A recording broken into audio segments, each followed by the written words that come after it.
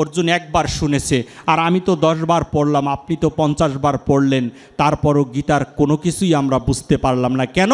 কারণ গীতার মধ্যে মন থাকে না। যখন গীতা নেই তখন অন্য কাজ করে বেড়াই। পরমেশ্বর ভগবান শ্রীকৃষ্ণ কতটা দয়ালু দেখুন। কুরুক্ষেত্রের যুদ্ধে পরমেশ্বর ভগবান অর্জুনকে নিয়ে যখন উপস্থিত, রথের সম্মুখে বিশ্বকর্মা রথ তৈরি করেছেন। এই গীতার উপরে যে রথ, বিশ্বকর্মাকে ডাকো। অর্জুন বলছেন কৃষ্ণকে, কেন বিশ্বকর্মাকে ডাকবো? বলছে ভুল আছে এই রথে। কি ভুল আছে? ভুল আছে রথের মধ্যে কোনো সিঁড়ি নেই। তো সিঁড়ি না থাকলে রথে আমি উঠব কি করে? পরমেশ্বর ভগবান তার কৃপাময় রূপ ধারণ করে বললেন, অর্জুন সিঁড়ি নেই তাতে কি হয়েছে, আমি তো রয়েছি। বলছে তুমি কি করবে? পরমেশ্বর ভগবান হয়ে তিনি তার মাথাটা নিচু করে ঘাটটা এগিয়ে দিয়ে বললেন, অর্জুন আমার কাঁধের উপরে পাড়া দিয়ে রথে উঠে তুমি এই ধর্মযুদ্ধ অংশগ্রহণ করো। কোন শিক্ষা দেয় কৃষ্ণ! তারপরেও অর্জুন চিনতে পারেনি কৃষ্ণকে। রথে এসে যুদ্ধ করেও অর্জুন চিনতে পারলেন না। যখন অর্জুন রথের এই হরিকথা শুনছেন, হরির মুখে হরিকথা শুনছেন, গীতা শুনে তিনি বললেন যে প্রভু এ কি দেখছি আমি। কৃষ্ণ কখন গুহ্য গোপনীয় কথা বলেছেন? যখন কৃষ্ণকে অর্জুন গুরু রূপে মেনে নিয়েছেন, যে তুমি হচ্ছ গুরু আর আমি হচ্ছি তোমার শিষ্য, এবার তুমি আমাকে পথ দেখাও প্রভু। তখনই পথটা দেখানো হলো এবং কৃষ্ণের বিভূতি রূপ দর্শন করলেন। এইগুলো হচ্ছে দর্শন সাবজেক্ট। ভাগবত হচ্ছে দর্শন সাবজেক্ট। আপনি দেখবেন আর হরির ভজন করবেন। শ্রীমদ্ ভগবত গীতা আপনি পড়বেন আর হরি ভজন করবেন। মালা জপ করা হচ্ছে, জপমালায়। এই যে জপমালা, জপমালায় মালা জপ করা হয়। মালা কিভাবে জপ করি? মালার এবার তারা আছে খুব। কি ধরনের তারা?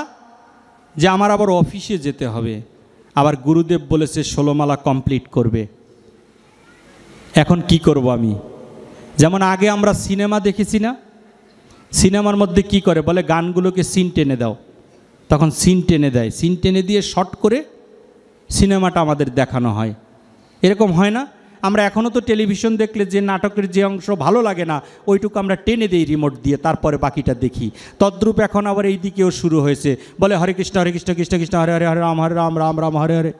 ওমা, তোমার কৃষ্ণ কোথায় আর তোমার বলা কোথায়? কৃষ্ণ নাম কি করে জপ করতে হয়? কৃষ্ণ নাম, যার নাম জপ করছি সে আমার সম্মুখে দাঁড়িয়ে। কতটুকু জোরে জপ করব? যতটুকু জোরে আমার কান শুনতে পায়। হরে কৃষ্ণ কৃষ্ণ কৃষ্ণ হরে হরে, হরে রাম রাম রাম হরে হরে। এতটুকু জোরে যদি আমি বলতে পারি সেটা মালা জপ হবে। এবং এই জপটা আমি করব কিভাবে? যার নাম করছি সে আমার সম্মুখে দাঁড়িয়ে। এই অনুভূতিকে জাগ্রত করে হৃদয়ে মাঝে কৃষ্ণ নামের মালা জপ করতে হয়, তাহলে আপনার মালা জপ করা হবে। এক মাতাজি এই কথা শুনেছিলেন আমার কাছেই, আরও কোথাও শুনেছিলেন কিনা আমি জানি না, তিনি হয়তো এখনও ভাগবত শুনছে। সেই মাতাজি এই কথা শুনে বাড়িতে গিয়ে যে ভাগবত, এখানে ভাগবত শুনছি, ভাগবত যেন এখানেই থেকে না যায়, এখান থেকে কিছু নিয়ে যেতে হবে। তো ওই মাতাজি সাথে করে নিয়ে গিয়েছিলেন। বাসায় গিয়ে হঠাৎ করে কেঁদে কেঁদে আমাকে ফোন দিচ্ছে, বলছে প্রভু আপনি বলেছিলেন না যার নাম জপ করব সে সম্মুখে। আমি বাসায় বসে নাম জপ করছি, মালায় জপ করছি, মনে হয় আমার সম্মুখে কেউ দাঁড়িয়ে আছে প্রভু। বহু বছর পরে এমন অনুভূতি হলো, যখনই নাম করছি হঠাৎ করে কারেন্ট চলে গেল আর আমি ভয়ে দাঁড়িয়ে গেলাম, মনে হয় আমার সম্মুখে কেউ দাঁড়িয়ে আছে। আমি বলেছি তখন আপনি কি করেছেন? বলেছে আমি শুধু হাঁটতে হাঁটতে গিয়ে আমার গোবিন্দ ঘরের সম্মুখে গিয়ে ধুলায় গড়াগড়ি দিয়ে বলেছি যতদিন বেঁচে থাকি যেন এমনি ভাগবত সবাই যেন আমি যেতে পারি। আমরা ভাগবত শুনি, ভাগবতটাই আসরেই রয়ে যায়, বাড়ি পর্যন্ত যায় না। কলির দৈববাণী ভাগবতে দিয়েছে। কলি ধর্ম নামে একটা পরিচিত আছে, এইখানে আলোচনা করেছে কলির দৈববাণী। কি কলির দৈববাণী? কলির যুগে সাধু দেখার জন্যে 1000 টাকা খরচ করবে এই মানুষ, কিন্তু নিজের সন্তানটা সাধু হইতে চাইলে তাকে লাঠি দিয়ে মেরে হলেও তাকে ফিরিয়ে রাখবে। সাধু হওয়া যাবে না, সাত্ত্বিক আহার পাওয়া যাবে না। কলির দৈববাণী।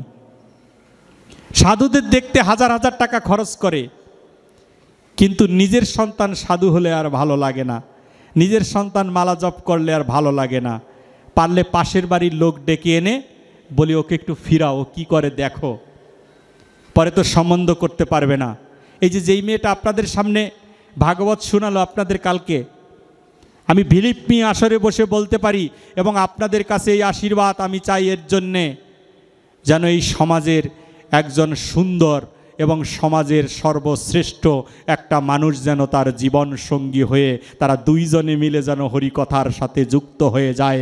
জয় জয় নিতাই গৌর সীতানাথ প্রেমানন্দে, হরি ধ্বনি বলমন, হরি বল।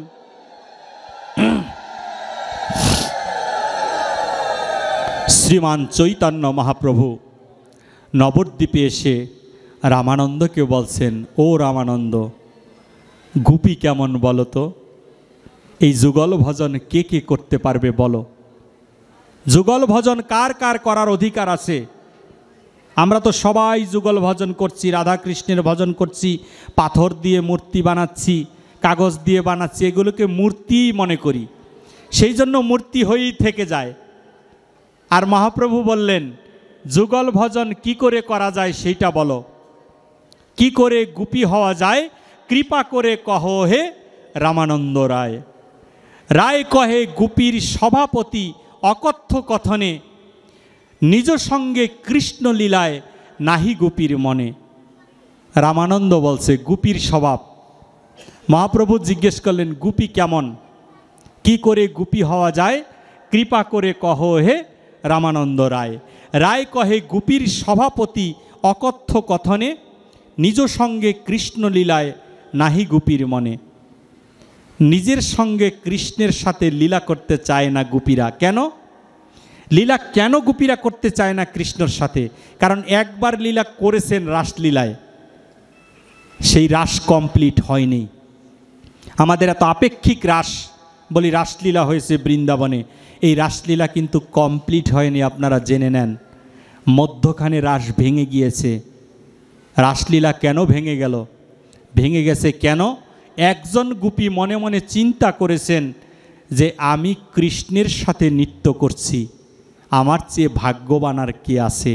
এই কিঞ্চিত পরিমাণকে অহংকার বলা হয়েছে, যে কৃষ্ণের সাথে আমি লীলা করছি, আমার চেয়ে ভাগ্যবান আর কে আছে। এই অহংকারের কারণেই রাসলীলা মধ্যখানে ভেঙে গিয়েছিল, যেই রাসলীলা আস্বাদন করতে পারেনি এই জীবগণ। কেন ভেঙে গেল এই রাস? এত আপেক্ষিক রাস, সর্বশ্রেষ্ঠ অনন্ত বিশ্বে যত লীলা হয়েছে তার মধ্যে শ্রেষ্ঠ হচ্ছে রাসলীলা, সেই রাসও ভেঙে যায়। এই রাস শুরুর আগে পরমেশ্বর ভগবান শ্রীকৃষ্ণ তিনি যোগমায়াকে ডেকেছিলেন, যেই মায়ের মন্দিরে আমরা আজকে ভাগবত করছি, এই দুর্গা মাকে ডেকেছিলেন কৃষ্ণ। মা এসে বলছেন, কেন ডাকছো আমাকে কৃষ্ণ? কৃষ্ণ বলছেন, প্রভু আগামীকালকে রাসলীলায় অংশগ্রহণ করতে যাচ্ছি মা, তাহলে কি করতে হবে আমাকে?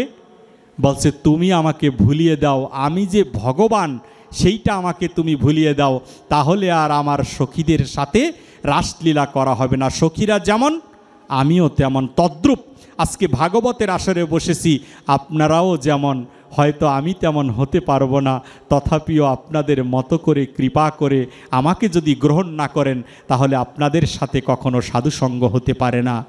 অনেক সময় বলি ব্যাসাসনটা শ্রেষ্ঠ, কিন্তু আসলে ব্যাসাসন কলির যুগে শ্রেষ্ঠ আসন নয়। শ্রেষ্ঠ আসন হচ্ছে আপনারা যে আসনে বসা, কারণ ওই আসনে যে আমার কৃপার ঠাকুর চৈতন্য মহাপ্রভু বসেছেন। মহাপ্রভু এই আসরে বসে বক্তব্য রাখেনি, মহাপ্রভু আপনাদের আসরে বসে শ্রবণ করেছে। রামানন্দ সংবাদে রামানন্দকে বলে, কি করে গুপি হওয়া যায়, কৃপা করে কহ হে রামানন্দ রায়। রায় কহে গুপির স্বভাব অতি অকথ্য কথন, কৃষ্ণ সঙ্গে নিজ লীলায় নাহি গুপির মনে। কৃষ্ণের সাথে লীলা করতে চায় না। যখনই এই শ্লোক পাঠ করছেন আমরা অতিশয় ভাগ্যবান। মহাপ্রভু যে শ্লোক নিজের মুখে বলেছে, আজকে সেই শ্লোক আমরা শ্রবণ করতে পাচ্ছি এই রামানন্দের কারণে। রামানন্দ বললেন, এ কি প্রভু, আমি কি দর্শন করছি? বলছো, কি দেখছো রামানন্দ? বলছে, প্রভু শ্লোক বলা মাত্রই আমি সেই শ্রীধাম বৃন্দাবন দেখতে পাই। বলছে, বৃন্দাবন দেখছো? বলছে হ্যাঁ বলো, সামনে কি দেখছো বলো আমাকে, তুমি দেখো আর আমাকে বলো। আর রামানন্দ দেখছে আর বলছে, হরি দেখব আর বদন ভরে বলিব গো। এই হরিকে দেখব আর হরির নাম করব। হরি তো ওপেন হয়ে গিয়েছে, হরি তো আর গোপন নেই। রামানন্দ দেখছে আর মহাপ্রভুকে বলছেন, প্রভু ওই যে দেখো কি করছে ব্রজগোপী। বলছে কি করছে ব্রজগোপী? বলছে কুসুম বনের মধ্যে গিয়ে ব্রজগোপী কুসুম চয়ন করছে আর বদনে রাধে রাধে বলে কেঁদে বেড়ায়। বলছে প্রভু ওই যে দেখো ব্রজগোপী কাঁদছে রাধে রাধে বলে আর নয়ন জলে ভেসে যাচ্ছে, আমার খুব মায়া হচ্ছে প্রভু। ব্রজগোপী এমন কেন? একবার রাধে বললেই নয়নে জল চলে আসে, আর আমি হাজারবার বলি তারপরেও তো আমার নয়নে এক ফোঁটা জলের সঞ্চার হয় না। তার মানে কৃষ্ণ নামের অঙ্কুর এই হৃদয়ে মাঝে এখনো বপন করা হয়নি। তাই তো ভাবুক ভক্তির সাথে সঙ্গ করতে হবে, রসিক ভক্তের সঙ্গ নিতে হবে। এই রসিক আর ভাবুকের সঙ্গ নেবার জন্যেই আমরা বৈষ্ণবের সঙ্গে আসি। রামানন্দ বলছেন দেখো না প্রভু কেমন করে রাধে রাধে বলছে আর কুসুম বনের ফুলগুলো চয়ন করে আসলের মধ্যে নিয়ে নিচ্ছে ব্রজগোপী।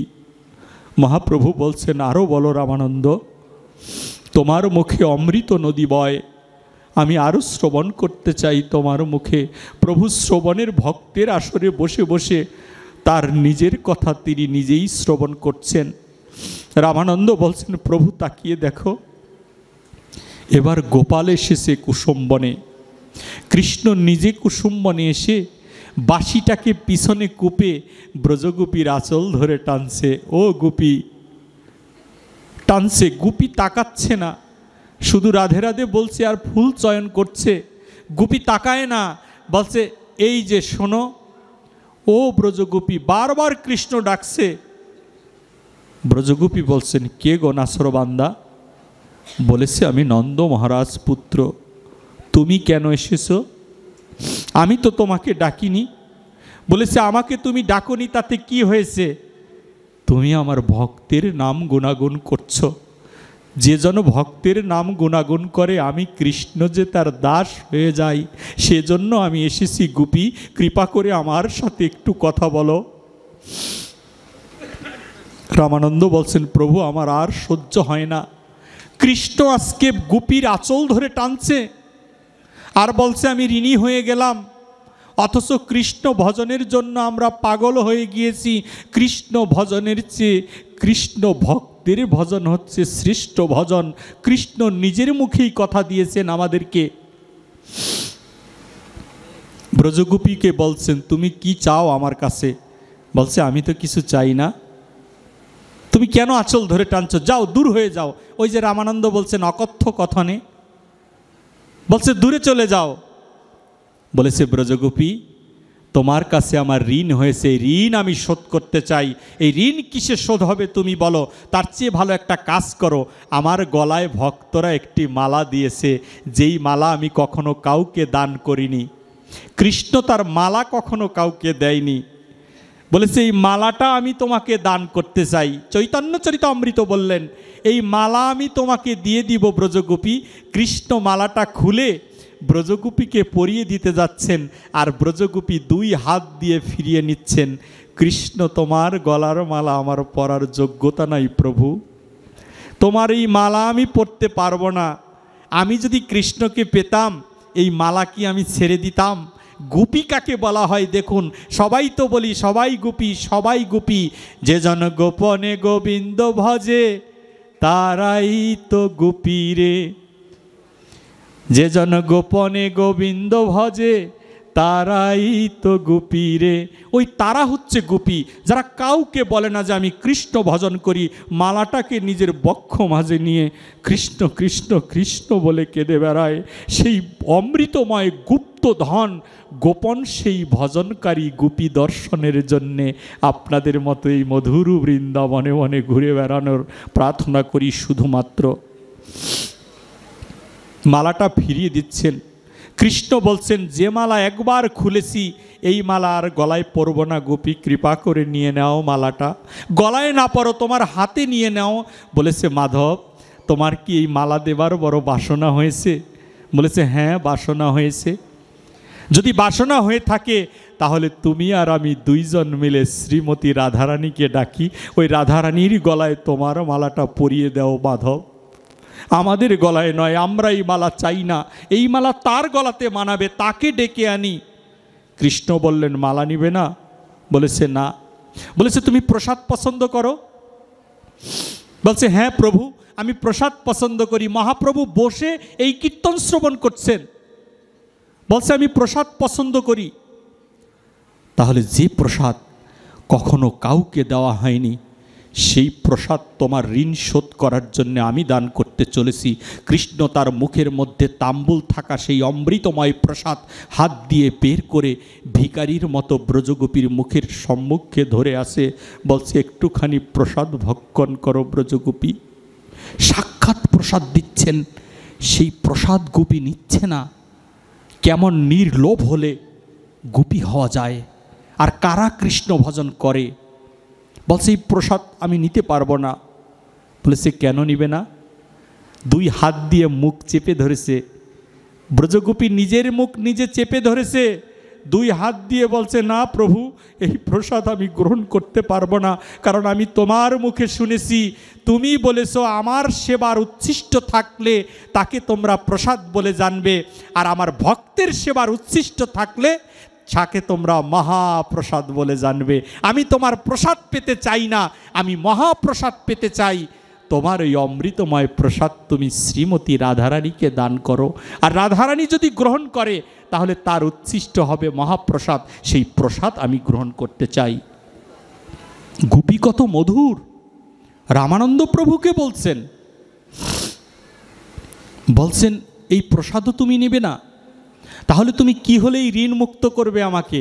বলেছে, প্রভু এত কিছু জানি না, তোমাকে আমার দরকার নেই, আমি শুধু একটাই জানি, আমাকে যদি তুমি খুশি করতে চাও, আমি যেমন রাধে রাধে বলে কাঁদছি, প্রভু কৃপা করে তুমি কি একবার দুই বাহু তুলে রাধে রাধে বলে ডাকবে? একবার বলো না গো, রাধে রাধে, প্রেম সে বলি রাধে রাধে।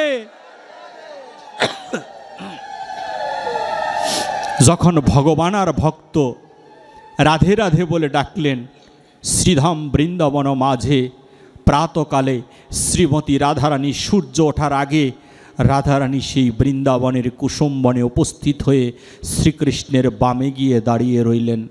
কি হয়েছে তোমাদের? কৃষ্ণ বলছে, ও তুমি এসেছো, তুমি ছাড়া তো আমাকে কেউ ভালোবাসে না, রাধারানী ছাড়া কৃষ্ণকে কেউ আমরা ভালোবাসি না। আমি আমার কথা বলছি, আমি কৃষ্ণকে ভালোবাসি না। যদি বাসতেই পারতাম তাহলে কৃষ্ণ নামটা মধুর করে আমি শুনতে চাইতাম। কৃষ্ণ নামটা সিনেমার সুরে শুনছি, কৃষ্ণ নামটা মৃদঙ্গের পরিবর্তে ঢোল বাজিয়ে শুনছি, খমক বাজিয়ে টাকা উঠানোর নাম কৃষ্ণ নাম। ঢোল বাজিয়ে টাকা উঠায়, যেটা আপনার এলাকা থেকে বেশি ভিডিও আমরা পেয়ে থাকি। নোংরা নর্তকীর মতো এরা কৃষ্ণ নামের সাথে নৃত্য করে বেড়াচ্ছে, তারপরও সনাতনীরা এখনো পর্যন্ত চুপচাপ সহ্য করে যাচ্ছে। আরে বাবা, ওদের পায়ে ধরে বলো না, তোমাদেরকে টাকা দিব, টাকার জন্যই তো এনেছি তোমাদের। ফোন করলে বললে 20,000 টাকা লাগবে। একটা কীর্তনের দল যারা রয়েছেন ওনরা আমার পূজ্যনীয়, আমি তাদেরকে আমার পিতা স্বরূপ দেখি, সকল কীর্তনিয়াকে। বাবা, এটাকে পেশা হিসেবে নিও না। বহু জন্মের সুকৃতি থাকলে একজন কীর্তনিয়া হওয়া যায়, বহু জন্মের সুকৃতি থাকলে ভক্ত সঙ্গে আসা যায়। এইটাকে নষ্ট করো না 2 টাকা ইনকামের জন্যে। আমাদের নিত্যানন্দ সেবাশ্রমে নামযজ্ঞ হয়, আশ্রমে নির্দেশ দেওয়া রয়েছে। এই যে বাবাজি যায় ওইখানে কীর্তন শ্রবণ করার জন্যে, নির্দেশ দেওয়া আছে প্রত্যেকটা দলের ঘরে ঘরে হেঁটে হেঁটে বলে আসি, আজে বাজে সুর দেওয়া যাবে না, পান বিড়ি সিগারেট খেয়ে আসরে ঢুকতে পারবেন না। আশ্চর্য ব্যাপার, মহাপ্রভুর হরিনাম, নিতাইয়ের হরিনাম, সেই হরিনাম হা করে সুর দিচ্ছে, মুখের মধ্যে একটা পানের পোটলা দেখা যায় লাল টকটকে, সেই তাদের মুখে হরিনাম শ্রবণ করার কারণে এই হরিনামে আমাদেরকে ক্রিয়া করছে না বলে ভাগবত শাস্ত্র আলোচনা করে, বিভিন্ন গ্রন্থাদি আলোচনা করছেন। হরিদাস ঠাকুর কয়টা পান খেয়েছিল, কয়দিন সিগারেট পান করেছে হরিদাস? যেই হরিদাস শ্রীল নাম আচার্য নাম প্রচার করেছে, সেই হরিদাসকে আমরা ভুলে গিয়েছি। আর ব্রজগোপী কিছুই চায় না, প্রভুকেও চায় না, ভগবানকেও চায় না। ভগবানকে না চেয়ে ব্রজগোপী জীবন ধারণ করছে, পেয়েও ছেড়ে দিচ্ছে। রাধারানী বলছেন কি হয়েছে? কৃষ্ণ বলছেন আমি যে ওর কাছে ঋণী হয়েছি, এই ঋণটা আমি শোধ করতে পারছি না গো রাধারানী। তুমি তো আমাকে বোঝো, তুমি তো আমাকে চেনো, আমি অনন্ত কোটি বিশ্বের মালিক হয়েও আজকে ভক্তের ঋণ শোধ করতে পারছি না। তুমি কি রাধারানী কৃপা করে শোধ করার ব্যবস্থা করবে? বলেছে প্রভু গোপী কি চায় সে তুমি জানো না? বলেছে না আমি তো জানি না। বলেছে আমাকে বামে নিয়ে যুগল হয়ে দাঁড়াও। রাধারানীকে বামে নিয়ে কৃষ্ণ যুগল হয়ে দাঁড়ালেন। ভেবেছেন কি না কি এবার চেয়ে বসে ব্রজগোপী। ব্রজগোপী কিচ্ছু চাইল না, যখনই দেখছে সম্মুখে যুগল তখনই ব্রজগোপী যুগলের চরণে ধুলায় গড়াগড়ি দিয়ে চরণের ধুলি তিনি গায়ে মেখে নিচ্ছেন।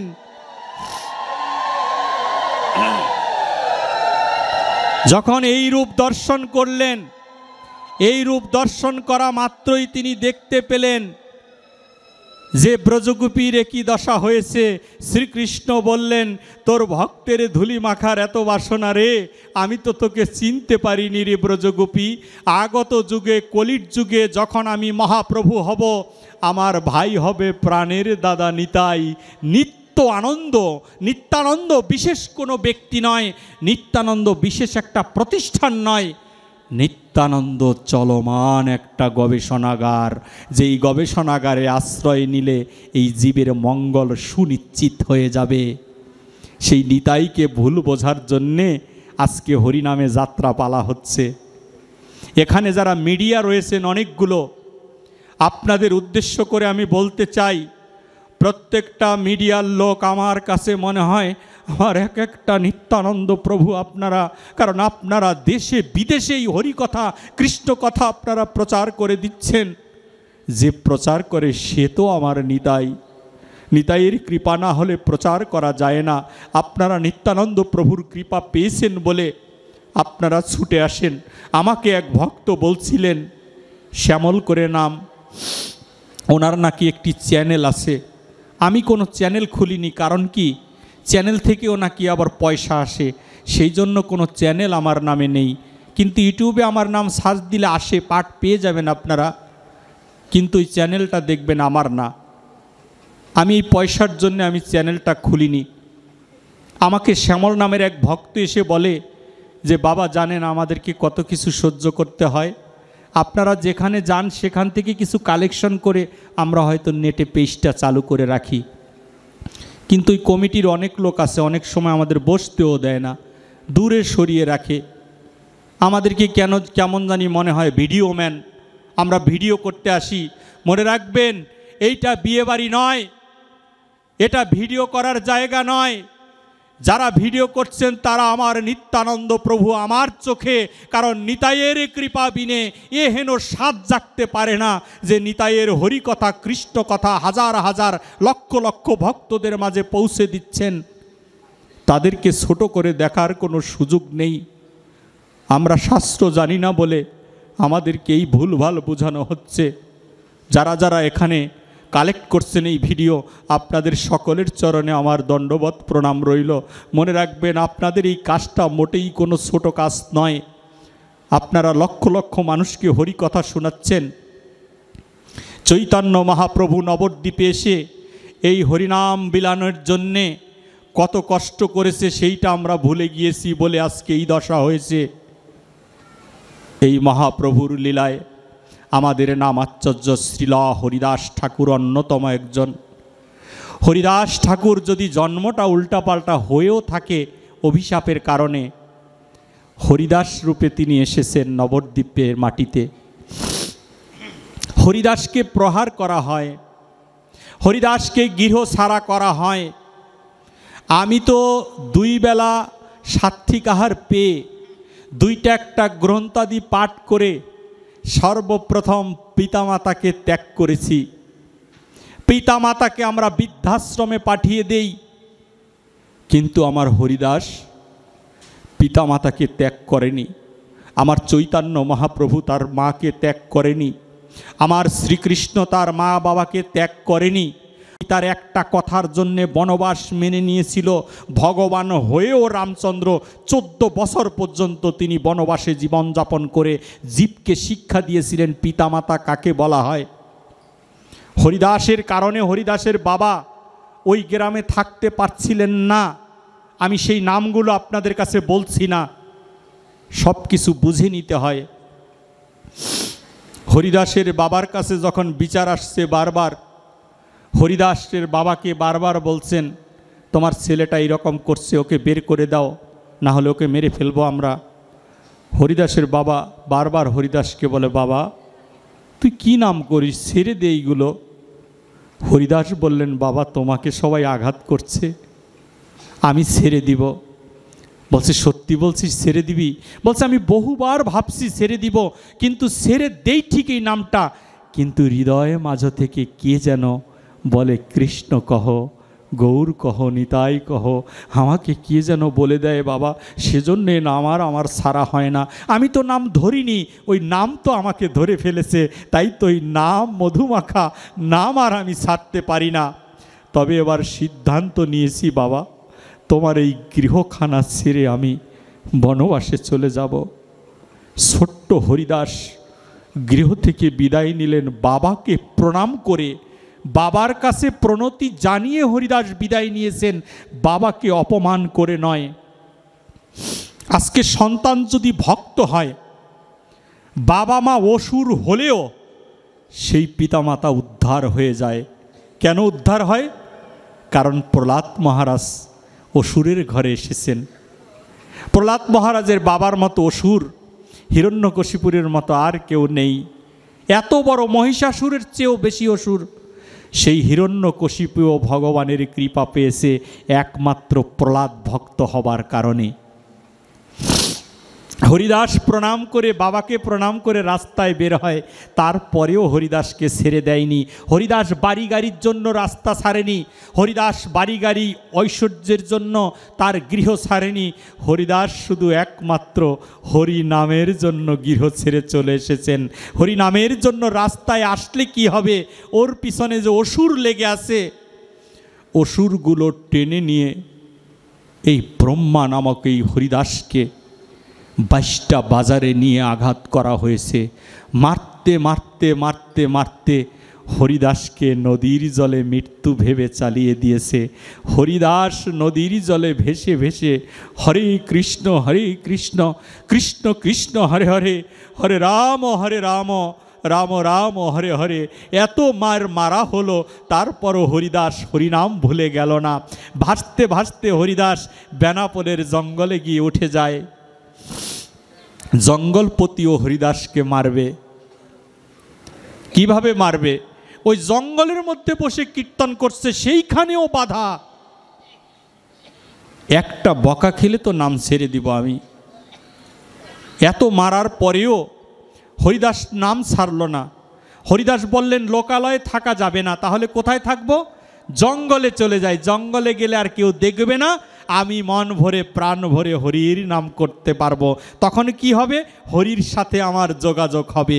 হরির কীর্তন করলে হরির সাথেই আমি থাকবো। হরি বাসরীয় বলা হয়। কেন হরি বাসরীয় বলা হয়? একাদশীর দিন বলা হয় হরি বাসরীয়, আজকের দিনটা আর একাদশী নয়।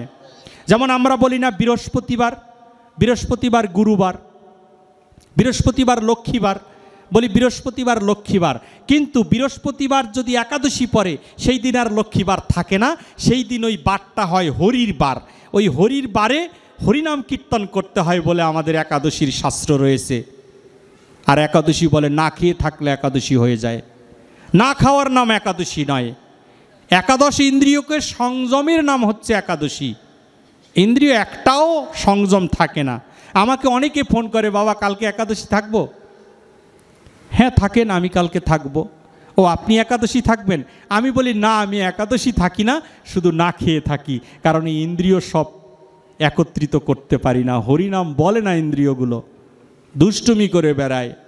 কিন্তু হরিদাস যখন জঙ্গলের মধ্যে, সেই জঙ্গলপতিও তাকে ওখান থেকে উৎখাত করার ব্যবস্থা করলেন লক্ষহীরা নামক পতিতাকে দিয়ে।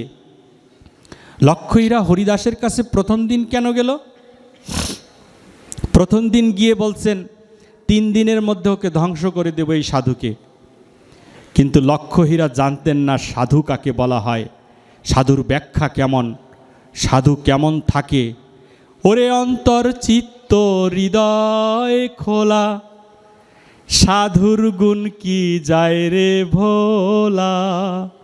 অন্তর চিত্ত হৃদয়ে খোলা হচ্ছে সাধুর গুণ। সাধুকে বকলেও সেই বাড়িতে যায়, সাধুর লক্ষণ কোনো কাজ নেই, তারপরেও সেই বাড়িতে গিয়ে বলে ভাই কোনো কিছুর দরকার নেই, তুমি আমার জন্য এত খাবার কেন ম্যানেজ করছো, এত কিছু নৈবেদ্য আমি চাই না ভাই, তুমি একটা কাজ করো, বদনে একবার হরি বলো, তোমার মুখে হরিনাম শ্রবণ করে আমি চলে যাই। হরিদাস ঠাকুর বেনাপোলের জঙ্গলে কীর্তন করে বলে তাকে উৎখাত করবে।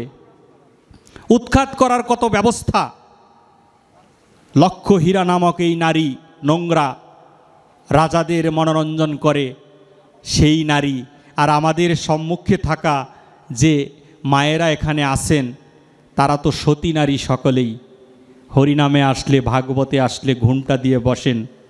বাহ, লক্ষহীরা এমন নয়, লক্ষহীরা নোংরা ছিল গো, তাকেও নামে কৃপা করেছে। সেই লক্ষহীরা নামক নারী, সে গিয়ে প্রথম দিন হরিদাসের কাছে যায়। আমি শর্টকাট করে বলছি, হরিদাসের কাছে প্রথম দিন গিয়ে বলে ও সাধু, তোমার সাথে আমার একটু কথা আছে, একটু কথা শ্রবণ করতে হবে তোমাকে। আর লক্ষহীরার কথা শুনে সাধু লক্ষহীরার দিকে তাকিয়ে আছে, অপূর্ব রূপসী। আর ওই রূপসী মনে মনে ভাবছেন যে লক্ষহীরা চিন্তা করছেন আমি এত সুন্দরী, আমাকে দেখে মনে হয় সাধু মনে হয় মুগ্ধ হয়েছে, তাহলে কি করতে হবে? নষ্ট করতে সুবিধা হবে সাধুকে, আর মানুষজন এসে সাধুকে মারবে। সাধু তো জানে না যে কেমন সাধু। যখনই বলছে যে একটু কথা শুনতে হবে, আর আমাদের সেই হরিদাস ঠাকুর বলছে আমাকে একটু নাম করার সুযোগ করে দাও, আমার নাম নেওয়া শেষ হোক, তারপরে তোমার কথা শ্রবণ করব। ওই লক্ষহীরার দিকে তাকিয়ে তাকিয়ে, আমাদের মধ্যে যে মায়েরা আছেন অনেক সুন্দর দেখতে জড়জাগতিকভাবে, তাদের দিকে তাকালে মনে করে না জানি বাজে নজরে তাকিয়েছে। আসলে সবাই তো আর বাজে নজরে তাকায় না। হরিদাসও লক্ষহীরার দিকে তাকিয়ে রইলেন। তাকিয়ে তাকিয়ে হরিদাস দেখছে, মাকে দেখছে আর নাম করছে। সারাটা রাত্রি ভোর হয়ে গেল প্রথম দিন। লক্ষহীরা, সকালে তো আর খারাপ কাজ করা যায় না, সূর্যের আলো উঠে গিয়েছে, তখন প্রণাম করে বললেন আজকে চলে যাই, আজকে রাত্রে কিন্তু আমার কথা শুনতে হবে। দ্বিতীয় দিন আবার লক্ষহীরা আসলেন। দ্বিতীয় দিন যখন লক্ষহীরা আসার পরে লক্ষহীরা বলে আজকে আমার কথা শুনতে হবে। বলেছে হ্যাঁ মা, তোমার কথা আমি শুনব, কিন্তু আমার নাম নেওয়া শেষ হোক।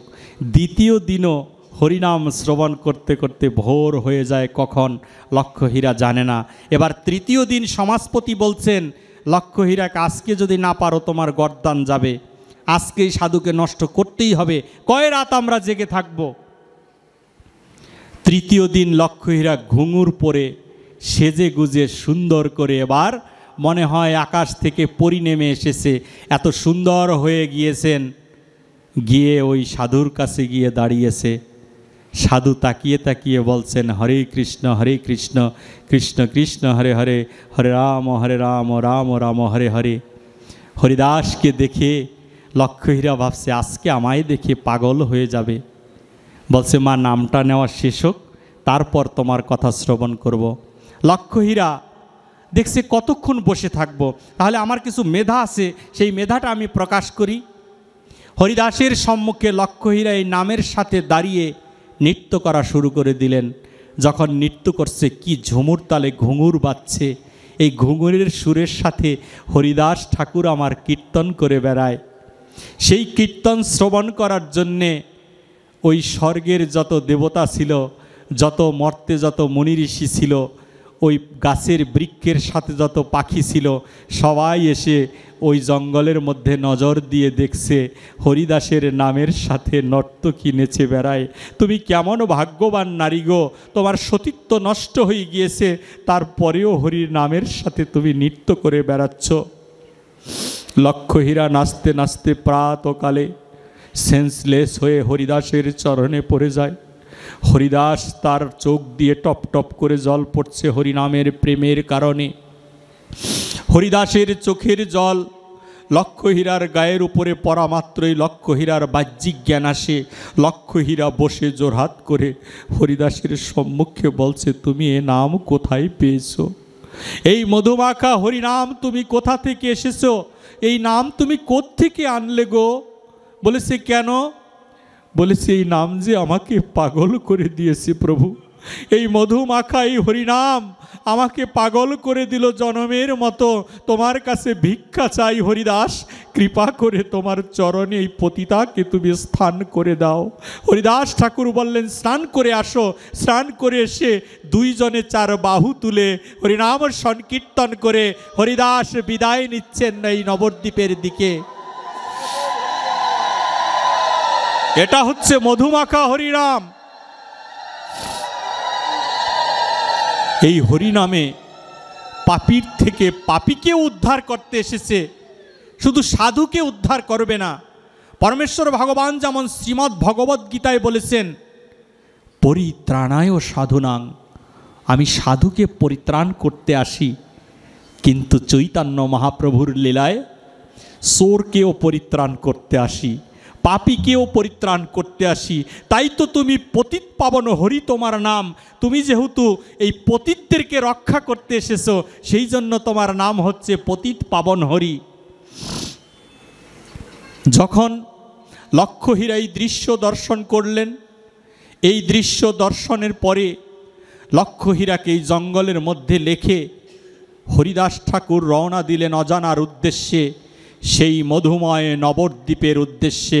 যখন নবদ্বীপের উদ্দেশ্যে যখন যাচ্ছেন হরিদাস ঠাকুর যেতে যেতে যখনই নবদ্বীপের মাটিতে পা রাখে, তৎক্ষণাৎই আমাদের সীতানাথ তিনি খবর পেয়ে যায়।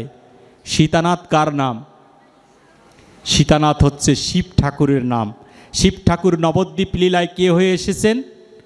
অদ্বৈত গোসাই রূপে এসেছেন। সেই অদ্বৈত গোসাই নবদ্বীপ থেকে ছুটে আসে বেনাপোলের দিকে, দেখছে যে এত মধুমাখা হরিনাম কে করছে, তাকে দর্শনের জন্য আসছেন। মাঝপথে হরিদাস আর সীতানাথের সাথে দেখা হয়। যখন অদ্বৈতর সাথে দর্শন হয়, অদ্বৈত জড়িয়ে ধরে কাঁদে, হরিদাস তোমার নাম হরিদাস? বলেছে কি জানি প্রভু, মানুষ তো বলছে তুমি যার নাম করছো তাকে কখনো দেখেছো? বলেছে না প্রভু, তাকে দেখিনি। তাকে তুমি দেখবে? বলছে হ্যাঁ প্রভু, অবশ্যই যার নাম করছি নামের নামীকে দেখার বড় বাসনা হয়েছে। তখন বলেছে চলো আমার হাত ধরে চলো। এই যে গুরুদেব আমরা কেন ধরি দেখেন, বলছে আমার হাত ধরে চলো। হরিদাস বললেন না প্রভু, তোমার হাত যদি আমি ধরি তাহলে হাতটা ছুটে যেতে পারে। কৃপা করে তুমি যদি আমার হাত ধরো তাহলে আর এই হাত কখনো ছুটবে না। যেমন শিশু বাচ্চা নিয়ে আমরা বাজারে যাই, বাজারে গেলে যদি বাচ্চা আপনার হাত ধরে গোলেমালের মধ্যে হাতটা ছুটে যায়, কিন্তু বাবা যদি কখনো বাচ্চার হাত ধরে তাহলে কখনো সেই হাত বাবা জীবন থাকতে কখনো ছেড়ে দেয় না। তদ্রূপ হরিদাস বলছে আমার হাত ধরো। যখনই হাত ধরতে বললেন তখন হাত ধরে অদ্বৈত গোসাই নিয়ে যাচ্ছেন। যখন রওনা দিয়েছিলেন তখন চৈতন্য মহাপ্রভু শ্রীবাস অঙ্গনে অবস্থান করছেন। চৈতন্য মহাপ্রভু শ্রীবাসকে বলছেন, ও শ্রীবাস, ঘরের দরজা খুলে দাও, জানালাগুলো খুলে দাও। বলেছে কেন? বলেছে আজকে আমি ভক্ত দর্শন করব। বলেছে ভক্ত দেখবে? কি করে তুমি ভক্ত দেখবে? বলছে দুইজন ভক্তের আগমন হবে, দরজা বন্ধ থাকলে তারা চলে যেতে পারে, দরজা খুলে দাও, আমি তাদের দেখতে চাই। শ্রীবাস ঠাকুর দরজা খুলে দিলেন। হরিদাস আসার বহু আগেই কৃপার ঠাকুর চৈতন্য মহাপ্রভু দুই বাহু তুলে দাঁড়িয়ে আছে, ভক্তকে দেখবে বলে। এ কেমন ভগবান, কোনো যুগে কোনো কল্পে এমন ভগবান আসেনি। ওরে যদি গৌর না আসিত কেমন হইত, কেমনে ধরিতাম দে রাধার মহিমা প্রেম রস সীমা, জগতে আনিত কে ভবে কে আনিত। এই নাম কেউ আনতো না, এই কৃপা কেউ করতো না। ভক্ত আসার আগে ভগবান রেডি। মহাপ্রভু দুই বাহু তুলে দাঁড়িয়ে আছে, ভক্ত দেখবে। হরিদাস আর অদ্বৈত গোসাই উপস্থিত শ্রীবাস অঙ্গনের সম্মুখে যখন দাঁড়িয়েছে, দাঁড়ানো মাত্রই হরিদাস চিৎকার করছে, কে গো তুমি, তোমাকে আগে কখনো দেখিনি। অদ্বৈত গোসাই বলছে, কেন তুমি চিৎকার করলে? বলেছে, প্রভু এই রূপ আমি দর্শন করেছি স্বপ্নে। কেমন করে? বলছে, যখন হরিনাম কীর্তন করতাম আর যখন হরিনাম বিশ্রাম দিয়ে দিতাম, তখন আমার বক্ষের উপরে দাঁড়িয়ে এই রূপ আমাকে বলতো, ওরে হরিদাস একবার হরিনাম কর, তোর মুখে হরিনাম শ্রবণ করতে চাই আমি। মহাপ্রভু হরিনাম শ্রবণ করার জন্য আমি এসেছি, একটু হরিনাম কর না হরিদাস। বলেছে, সুন্দর কপালে সুন্দর তিলক, সুন্দর নামাবলী গায়, দুই বাহু তুলে জীবের দ্বারে দ্বারে গৌরা হরির নাম বেলায়। এই মহাপ্রভু। হরিদাস বললেন, আমি দেখেছি এই রূপ স্বপ্ন মাঝে, আমি তো হরিনাম করছি। আমার আপনাদের কৃপায় গুরু প্রায় 15 বছর ধরে আমাকে দীক্ষা এবং শিক্ষার মন্ত্র দান করেছে, হরিনাম দান করেছে আমাকে। এত বছরে কতদিন হরিনাম করলাম, কই একদিন তো কেউ বলল না তোর মুখে হরিনাম শ্রবণ করি। তাই তো আপনাদের সভা মাঝে আসি। এই যে এতক্ষণ ধরে আপনারা এই অধমের বদনে হরিকথা কৃষ্ণ কথা শ্রবণ করার প্রয়াস করছেন, এটাই তো হচ্ছে আমার জন্ম জরা ব্যাধি থেকে আমি উদ্ধার হবার জন্য আসিনি, আপনাদের কাছে পুরস্কার চাইবার জন্য আসি না। শুধু আসি জনমে জনমে, যতবার পৃথিবীতে আসি যেন কৃষ্ণ ভক্তের যেন সঙ্গ করতে পারি, সেজন্যই শুধুমাত্র আসি। হরিদাস ঠাকুর মহাপ্রভুকে দেখে মহাপ্রভুর চরণের ধুলায় গড়াগড়ি দিয়ে হরিদাস কাঁদছেন। অদ্বৈত গোসাই বলছেন, এই মহাপ্রভুর কৃপা যদি পেতে চাও কোনো কিছুর দরকার হবে না, একবার শুধু বদনে হা নিতাই হা গৌর বলে ডাকো, হা নিতাই হা গৌর বলে ডাকলে গৌরের কৃপা লাভ হয়ে যাবে।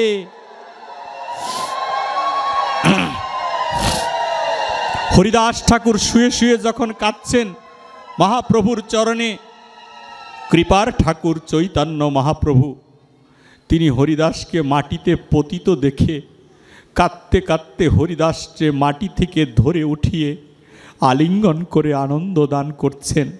কোলাকুলি কেন সনাতনীরা করি? কারণ আমি তো অধম, আপনারা তো সাধু। সাধুর অঙ্গ যেদিন এই অধমের অঙ্গের সাথে মিশবে, সেই দিন তো আমার এই অধমের অঙ্গটাও প্রেমানন্দ হয়ে যাবে। সেই জন্যই তো বৈষ্ণব সঙ্গে আসতে হয়।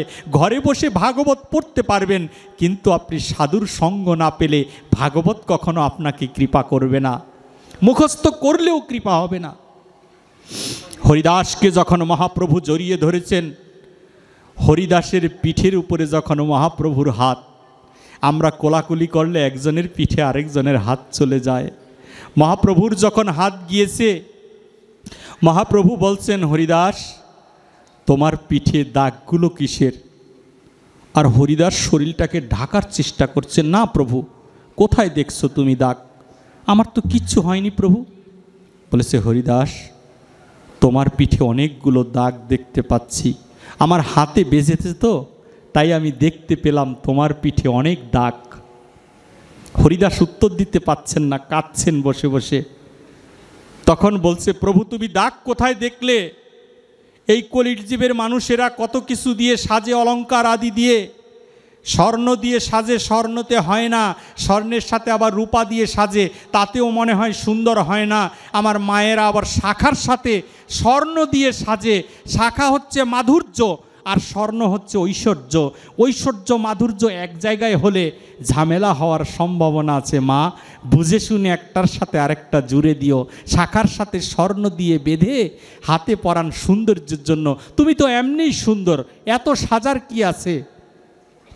হরিদাস কাঁদতে কাঁদতে মহাপ্রভুকে বলেছিলেন, আমি তো কোনো কিছু দিয়ে সাজিনি প্রভু, তুমি যে আঘাতগুলো দেখছো এইগুলো আঘাত নয়, আমি যে তোমার কৃষ্ণ নামের অলঙ্কার পরেছি মাধব।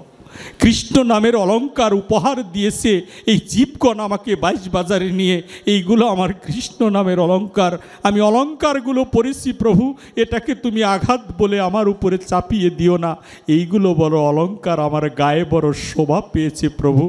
স্বয়ং ব্রহ্মা হরিনামের জন্যেই জীবের মার খেয়েছে। মহাপ্রভু সর্বপ্রথম নবদ্বীপের মাটিতে তার সেই ছিন্ন নামাবলী টান দিয়ে খুলেছিলেন, খুলে বলেছে, হরিদাস, আমি বলেছি না ভক্তের বোঝা আমি বই, তোমাকে ভক্তরা মেরেছিল, এই আঘাতগুলো কোথায় গেল হরিদাস? বলেছে, নাম করাতে ব্যস্ত ছিলাম, আমি দেখিনি প্রভু আঘাত কোথায় গিয়েছে। হরিদাসের সম্মুখে মহাপ্রভু নামাবলী খুলে পিছন দিকে ঘুরে বলেছে, হরিদাস তাকিয়ে দেখো, তোমাকে যত আঘাত দিয়েছে সমস্ত আঘাত আমার পিঠে লেগেছে হরিদাস। এই পিঠের মধ্যে আঘাত জর্জরিত মহাপ্রভুর, প্রত্যেকটা বাড়ি মহাপ্রভুর পিঠে লেগেছে। হরিদাস কেঁদে কেঁদে মহাপ্রভুর চরণে পড়ে যায়। মহাপ্রভু বলছেন, হরিদাস, তুমি যদি এমনি করে ভেঙে পড়ো তাহলে জীবকে কারা রক্ষা করবে? দেশ থেকে দেশান্তরে ছুটে যাও, জীবের দ্বারে দ্বারে শোনো শোনো নিত্যানন্দ, শোনো হরিদাস, মোর এই আজ্ঞা করহ প্রকাশ, প্রতি ঘরে গিয়া করো এই ভিক্ষা, বল কৃষ্ণ কহ কৃষ্ণ, করো কৃষ্ণ শিক্ষা। এই দুইটা অস্ত্র জীবের ঘরে ছেড়ে দিয়েছিল। মনে আছে সেই হরিদাসের কথা? আজকে সনাতনীরা ভুলেছি বলেই সেইভাবে হরিনাম করা হচ্ছে।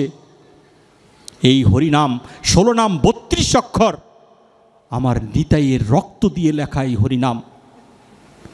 এই 16 নাম 32 অক্ষর আমার হরিদাসের বেত্রাঘাতের এই হরিনাম 32 অক্ষর, এটা হরিদাসের বেত্রাঘাতের হরিনাম।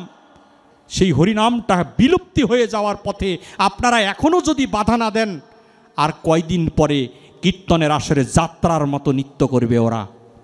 যাত্রার দলের নর্তকী এনে আপনাদের নাচ দেখাবে। আজকাল ভাগবতগুলো কি হয়ে গিয়েছে? ভাগবতের মধ্যে নাকি ব্যান্ড পার্টি লাগবে, ভাগবতের মধ্যে পিয়ানো লাগবে, ভাগবতের মধ্যে আলাদা মেয়ে আলাদা ছেলে এনে নৃত্য দেখানো লাগবে। এই ভাগবতের আসরেও নর্তকী নাচবে যদি বাধা না দেন আপনারা। সেই দিন এই আমাদের রাজার ভাগবতের আসরে কয়টা পিয়ানো ছিল? পৃথিবী নয়, অনন্ত পৃথিবীর শ্রেষ্ঠ যদি বাদ্যকার কিছু থাকে তার নাম হচ্ছে স্বয়ং পরম গুরুদেব নারদমণি। সেই নারদমণির বীণা, সেই বীণা যদি সেই দিন সুখদেব গোস্বামী চাইতেন তাহলে বীণাও এসে ওই ভাগবতের আসরে বাজত। সেই বীণা এনে তো সুখদেব গোস্বামী বাজালেন না। এত বাজনা কোথা থেকে আসে? আপনাদের যদি মাস্তি করার ইচ্ছা হয় মাস্তির আয়োজন করুন, ভাগবতের ইচ্ছা হলে ভাগবত কথা হরি কথা শ্রবণ করুন। এটা নির্মল ভক্তি। মহাপ্রভু বলেছেন, ন জনন ন ধনন ন কবিতা সুন্দরী বা জগতেশ্বর কাময়ে।